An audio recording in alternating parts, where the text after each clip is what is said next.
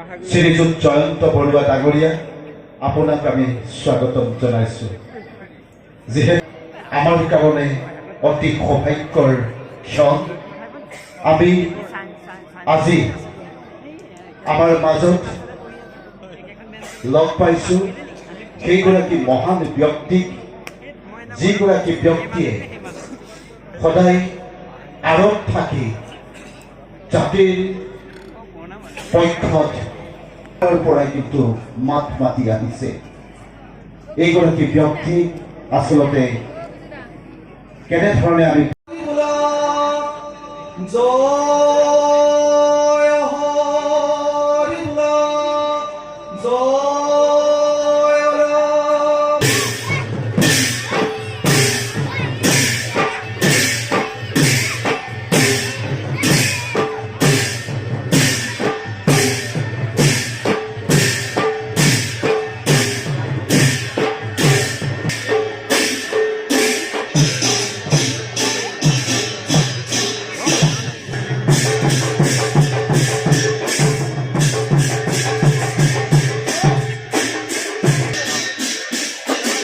জনাইছো আমি মূল অনুষ্ঠানলৈ যাব বিচাৰিছো যিহেতু ভৱিষ্যত জন্ম দিছিল স্বাধীনৰ দৰে এখনি অকণ চন্দ্ৰ শইকীয়াক মঞ্চলৈ আদৰি আনিবৰ বাবে অনুৰোধ জনাইছো বৰুৱা ছাৰৰ জ্ঞাতাৰ্থে অৱগত কৰিব বিচাৰিছো যিহেতু তিয়কত প্ৰথমবাৰৰ বাবে পূৰ্ণাংগ পৰ্যায়ৰ গ্ৰন্থমেলা এইখনেই আৰু এইখন গ্ৰন্থমেলাৰ যিগৰাকী আমাৰ স্বনামধন্য সভাপতি এই সভাপতি ডক্টৰ অকণ চন্দ্ৰ শইকীয়া এইবাৰ অসম চৰকাৰে সাহিত্য বঁটাৰে সন্মানিত কৰিছে আমাৰ কাৰণে এইটো এটা সৌভাগ্যৰ কথা আৰু মই ছাৰৰ কাৰণে সকলোৰে পৰা এটা উষ্ণ হাত চাপৰি বিচাৰিছো এই এগৰাকী বিশিষ্ট শিক্ষাবিদ লেখক প্ৰাক্তন অধ্যাপক ডক্টৰ ভাৰত বৰা ডাঙৰীয়াক মই আমাৰ আয়োজক সমিতিৰ আলোচনী সমিতি যিখন আমাৰ স্মাৰক গ্ৰন্থ আজি ইয়াতে উন্মোচন মই আমাৰ আয়োজক সমিতি উদ্যোক্তাসকলক অনুৰোধ জনাইছো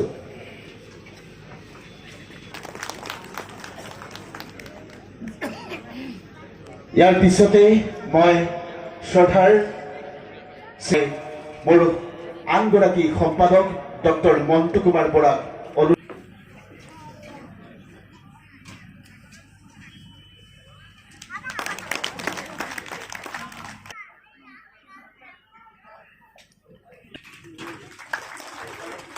ইয়াৰ পিছতে আমাৰ আমি তিনিওগৰাকী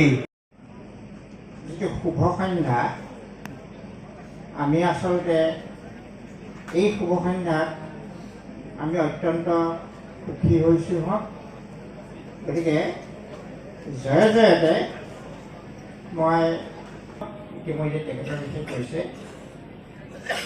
জয়ন্ত বৰুৱাদেৱ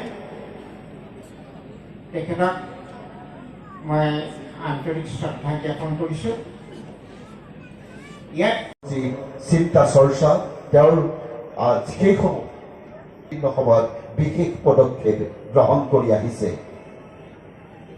বিশেষত আজিৰ অনুষ্ঠানৰ মধ্যমণি অসমৰ জাতীয় জীৱনৰ বিভিন্ন ক্ষেত্ৰত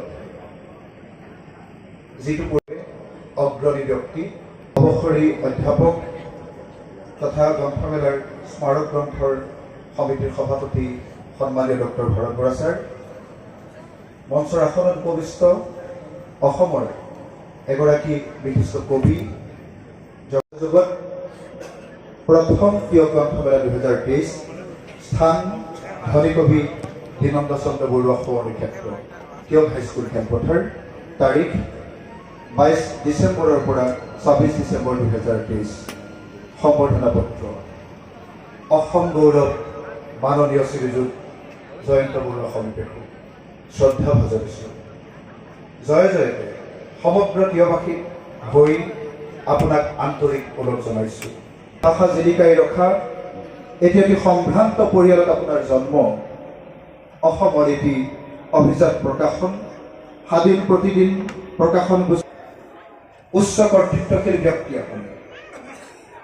শেহতীয়াকৈ লাৰ্জেষ্ট বাইলিংগুৱেল ব্ৰেইন ডিষ্টিলাৰী প্ৰকাশ কৰি আপুনি গিনিছ ৱৰ্ল্ড ৰেকৰ্ডত নাম অন্তৰ্ভুক্ত কৰিবলৈ সক্ষম হৈছে। ইয়াৰবাসীয়েও বিপুল গৌৰৱবোধ কৰিছোঁ আৰু আপোনাক কৃতজ্ঞ চিত্তে অভিনন্দন আৰু সম্বৰ্ধনা জ্ঞাপন কৰিছোঁ। সৰ্বে ভৱন্তু সুখিনঃ, সৰ্বে সন্তু নিৰাময়া, সৰ্বে ভদ্ৰাণি পশ্যন্তু, মা কচ্ছিত দুঃখভাগ ভৱেৎ।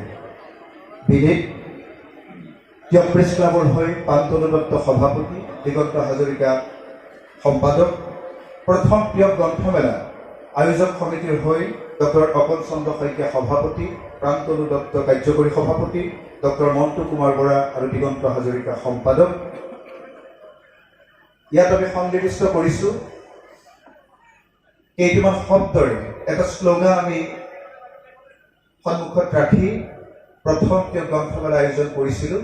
সেই শ্লোগান আমি উল্লেখ কৰিছোঁ, গ্ৰন্থ কিনক, গ্ৰন্থ পঢ়ক, গ্ৰন্থ উপহাৰ দিয়ক। আমি এইখিনি কথাৰে অসমীয়া জাতীয় জীৱনৰ বাবে বিপুল বৰঙণিয়ে আমাক কৃতজ্ঞতাৰ পাশত আবদ্ধ কৰা আমাৰ অতি আদৰৰ সন্মানৰ অসম গৌৰৱ মাননীয় শ্ৰীযুত জয়ন্ত বৰুৱাদেৱক আন্তৰিক সম্বৰ্ধনা নিবেদন কৰিবলৈ আগবাঢ়িছোঁ। সকলোকে উষ্ম সম্ভাষণেৰে হাত চাপৰিৰে এই কাৰ্যসূচীৰ অংশীদাৰ হ'বৰ বাবে বিনম্ৰভাৱে অনুৰোধ জনাইছোঁ।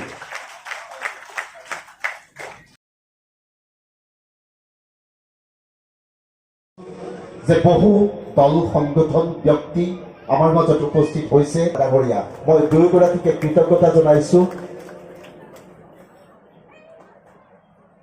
ইয়াৰ পিছতে আপকোৰ সাধাৰণ সম্পাদক সাৰংগপাণী শইকীয়া, জিলা সমিতিৰ হৈ সাৰংগপাণী শইকীয়া,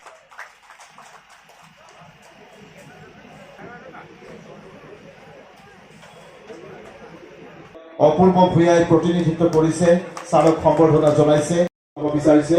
এয়া টিয়ক নাগৰিক সমাজৰ বিষয়ববীয়া শ্ৰদ্ধাৰ আমাৰ গ্ৰন্থনীতি বালিকা বিদ্যালয়ৰ অধ্যক্ষ শ্ৰীযুত ৰাজু কুমাৰ শইকীয়া, তেখেতক আনুষ্ঠানিকভাৱে সম্বৰ্ধনা জনাইছে।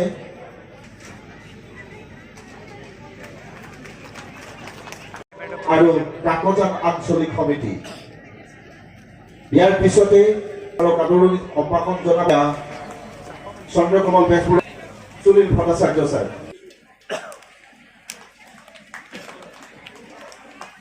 মণ্ডল আৰু এয়া চিপাহী সুৰেন্দ্ৰ নাথ শইকীয়া আৰু সুৰেন বৰা ছাৰে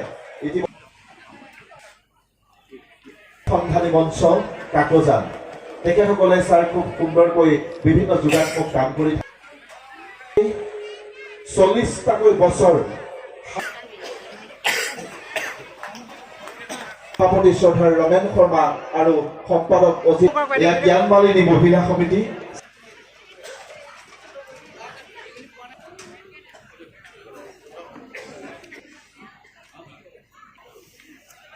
বাণিজ্য সন্থাৰ সম্পাদক সঞ্জীৱ সভাপণ্ডিত আৰু মই সাহিত্য সংস্কৃতি। ইয়াৰ পিছতেই মই মঞ্চী সৌৰভ বৰা ডাঙৰীয়া সহ বিষয়ববীয়াসকল আজি শ্ৰদ্ধাৰ আছে। বিষয়ববীয়াসকলক বিদ্যাপীঠৰ পৰা প্ৰতিনিধিত্ব কৰিছে অশোক কুমাৰ। মই সন্মিলিত যুৱ সংঘৰ বিষয়ববীয়াসকলক আনুষ্ঠানিকভাৱে ছাৰক সম্বৰ্ধনা জনাব। পংকজ গোস্বামী আৰু জগন্নাথ বৰুৱা মহাবিদ্যালয়ৰ মঞ্চলৈ আমন্ত্ৰণ জনাইছো। এগৰাকী চেমনীয়া আমন্ত্ৰণ জনাইছো। এয়া বাবে অনুৰোধ জনাইছো।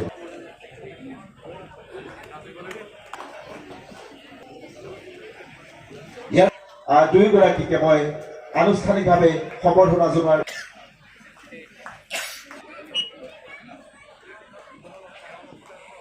ইয়াৰ পিছতেই সম্বৰ্ধনা জনাবৰ বাবে অনুৰোধ জনাইছোঁ। ইয়াৰ পিছতেই গ্ৰামাঞ্চলৰ শিশু ডিজিটেলত আজি আনুষ্ঠানিকভাৱে আৰু সম্বৰ্ধনা জনাবৰ বাবে ডক্টৰ অকণ শইকীয়া ছাৰ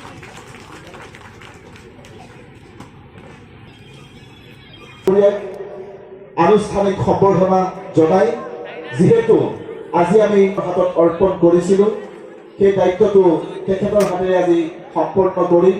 যিহেতু প্ৰথম তিয়ক গ্ৰন্থমেলাই ইতিমধ্যে এখনি স্মাৰক গ্ৰন্থ প্ৰস্তুত কৰিছিলে পৰিচালনা কৰিবৰ বাবে উপস্থিত সমূহ ৰাইজক আমি আমাৰ আন্তৰিক শ্ৰদ্ধা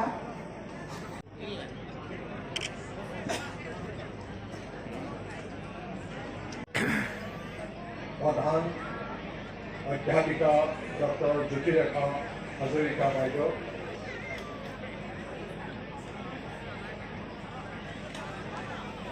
উপস্থিত সুধীবৃন্দ,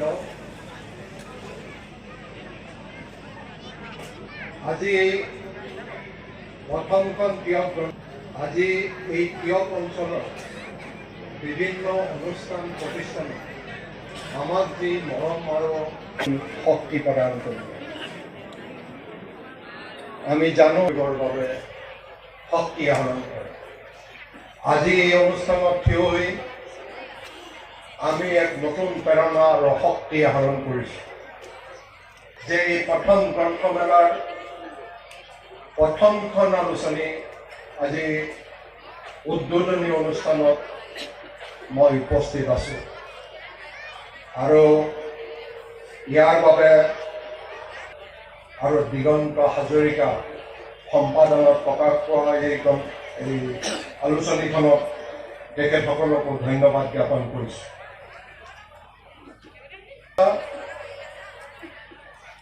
গুৱাহাটীৰ ভিতৰতে আবদ্ধ আছে। এতিয়া এই গ্ৰন্থমেলা অসমৰ চুকে কোণে গ্ৰন্থমেলা আয়োজন হৈছে আৰু আজি এই তিয়ক গ্ৰন্থমেলাত উপস্থিত হৈ মই এই যি গ্ৰন্থমেলা আয়োজন কৰা উদ্যোক্তাসকলক মই মোৰ আন্তৰিক ধন্যবাদ জ্ঞাপন কৰিছোঁ। ৩৬ চনত ব্ৰিটিছে অসমীয়া ভাষা গুচাই অসমত বঙালী ভাষাৰ স্বীকৃতি প্ৰদান কৰিছিল। সেই অসমত সকলে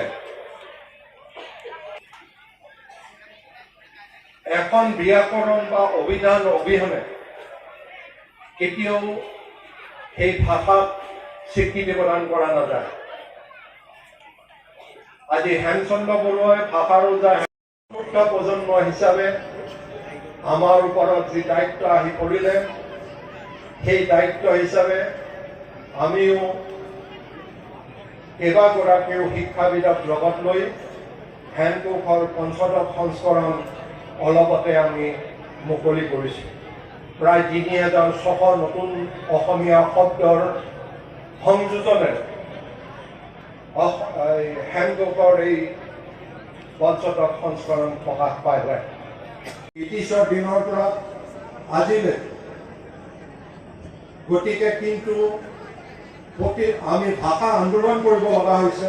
যি ভাষাৰ অস্তিত্ব আন্দোলনৰ বাবে আমি ৰাজপথত আমি শ্বহীদ হ'ব লগা হৈছে। সেই ভাষা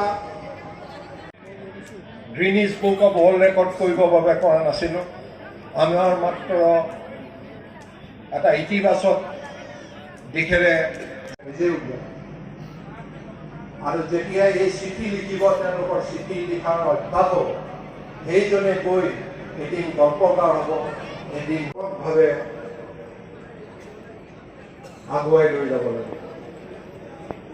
নহ'লে পঢ়ুৱক আৰু উপহাৰ দিয়ক। এই কৈ মই সকলোকে আগন্তুক নতুন বৰ্ষৰ ইংৰাজী নতুন বৰ্ষৰ শুভেচ্ছা জ্ঞাপন কৰিলোঁ। পুনৰবাৰ আপোনালোকক ধন্যবাদ আৰু কৃতজ্ঞতা জ্ঞাপন কৰি সামৰিলোঁ। নমস্কাৰ। দিয়ক সাংবাদিক সন্থাৰ উদ্যোগত দিয়কত এখন প্ৰথমখন গ্ৰন্থমেলা, আৰু এই গ্ৰন্থমেলা এটা সময় আছিল গুৱাহাটীৰ মাজতে, গুৱাহাটী মহানগৰীৰ মাজতে আবদ্ধ আছিল। এতিয়া এই গ্ৰন্থমেলাই অসমৰ বিভিন্ন চুকে কোণে গ্ৰন্থমেলা আয়োজন হৈছে, আৰু এইটোৱে হৈছে অসমীয়া ভাষা আৰু অসমীয়া সাহিত্যৰ বাবে এটা ইতিবাচক দিশ। আৰু এই দিশটোৰ বাবে মই আজি দিয়ক সাংবাদিক সন্থাৰ প্ৰতিজন সদস্যক মই ধন্যবাদ জ্ঞাপন কৰিছোঁ আৰু শুভেচ্ছাও জনাইছোঁ। ইমান সুন্দৰকৈ তেওঁলোকে এৰেঞ্জ কৰিছে, আৰু ভাবোঁ যে আগন্তুক দিনত অহাবাৰলৈ আৰু অসাৰভাৱে এই গ্ৰন্থমেলাৰ আয়োজন।